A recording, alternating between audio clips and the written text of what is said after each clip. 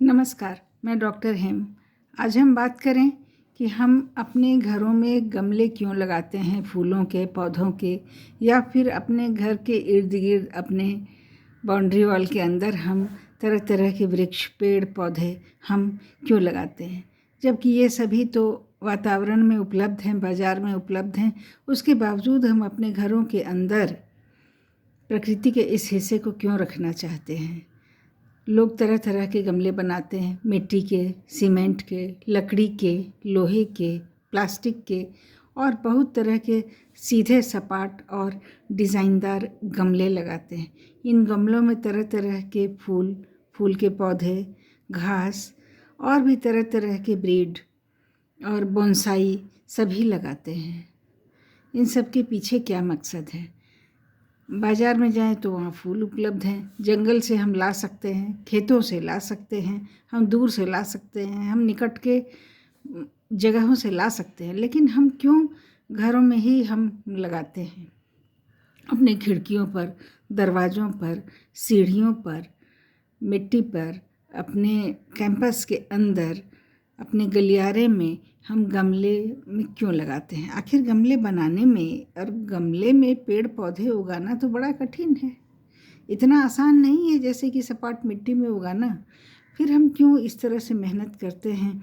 हम दूर दूर से पौधे लाते हैं, उनकी सेवा करते हैं, उन्हें खाद देते हैं, उन्हें पानी देते हैं, उनकी तरह तरह की हम सेवा, इंसेक्टिसाइड, पेस्टिसाइड, कीड़े मारने की दवा सभी हम दे करके हम जिलाते हैं ताकि वे हमें फूल दें और हमें ताज़ी हवा दें।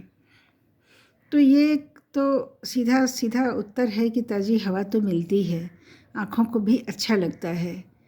और इतने पौधे जो ट्रांसपायर करते हैं, ट्रांसपीरेशन करते हैं, तो इनके ट्रांसपीरेशन प्रक्रिया से वातावरण में एक नमी रहती है, जो कि एक अच्छे स्वास्थ्य के लिए ज़रूरी है कि हवा सूखी ना हो, कुछ ना कुछ नमी होती है। तो ये नमी पेड़ पौधों से आती है। घर के आसपास अगर फूल पौधे ये सब रहें तो नमी हमें मिलती रहती है हवा में, जिससे कि शरीर पर एक अनुकूल प्रभाव पड़ता है।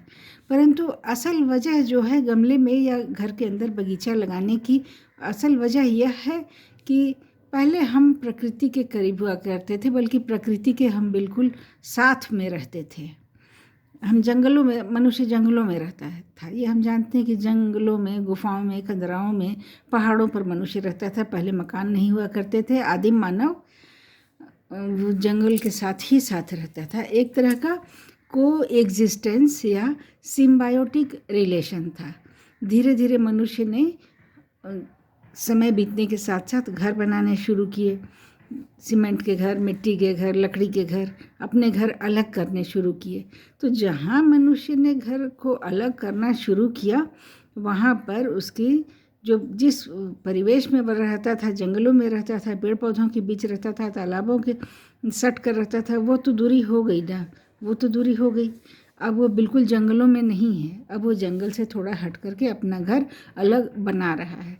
तो अपना घर बनाने जब अलग आया तो बीच जंगल में जो कुछ भी उसे दिखता था या जो कुछ सीधे सीधे मिलता था, उससे सेग्रीगेशन हो गया। ये सेग्रीगेशन फ्रॉम नेचर हो गया।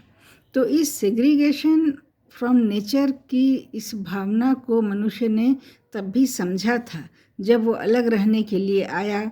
अपने घर में उसने अपने शिफ्ट किया या रहना शुरू किया, तो उसे उस प्रकृति की कमी कहीं ना कहीं खलती थी। उसे पता चलता था कि जिस पेड़ पौधों के बीच हम थे अब वहाँ नहीं हैं, अब हम नई जगह आए हैं जहाँ की पेड़ पौधे अब नहीं हैं, या फिर हमें दूर से अब दिखेंगे, घरों के अंदर तो नहीं हैं। तो फिर इसको पूरा करने के लिए, इस चीज़ को पूरा करने के लिए, इस कमी को ढकने के लिए या इस एहसास को जिलाने के लिए कि नहीं नहीं, अभी तो मैं प्रकृति के करीब ही हूँ, अभी मैं दूर कहाँ हूँ, मैं प्रकृति से अलग नहीं रह सकता, मुझे प्रकृति के ही पास जाना है। और इसी क्रम में उसने प्रकृति के यथासंभव हिस्से को अपने घर में लाने की कोशिश की, यथासंभव कोशिश की उस हिस्से को घर में लाने की जो आ सकती थी। तो क्या आ सकते थे? जितना बड़ा उसका घर है उस हिसाब से छोटे बड़े पेड़ पौधे आ सकते थे। जो फूल पत्ते वो प्रकृति में देखता था उसको यथासंभव लाने की कोशिश की। अब घरों के अंदर तो रखना बड़ा मुश्किल है। घरों के अंदर तो इतना सहजता से पेड़ पौधे उग नहीं सकते। तो वह घर के अंदर उसने ऐसी ऐसी रचनाएं और पात्र बनाए कि छोटे बड़े पेड़ पौधे उसमें उग सके और फूल लग सके और बगिया लग सके। तो प्रकृति से ये सेग्रीगेशन को कम करने के लिए उसने घर के अंदर ही प्रकृति का इंतजाम कर लिया। प्रकृति की व्यवस्था उसने अपने घर के पास ही कर ली ताकि उसे इस बात का अफसोस ना रहे, इस बात का दुख ना हो या ये कमी उसको ना कचोटे कि अब वो प्रकृति से थोड़ी दूरी बरत रहा है।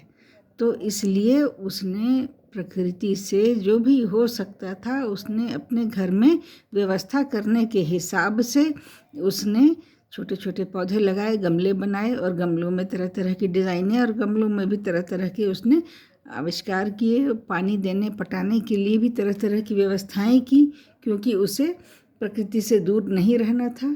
वह प्रकृति को बताना चाहता था कि मैं तुम्हारे निकट हूँ।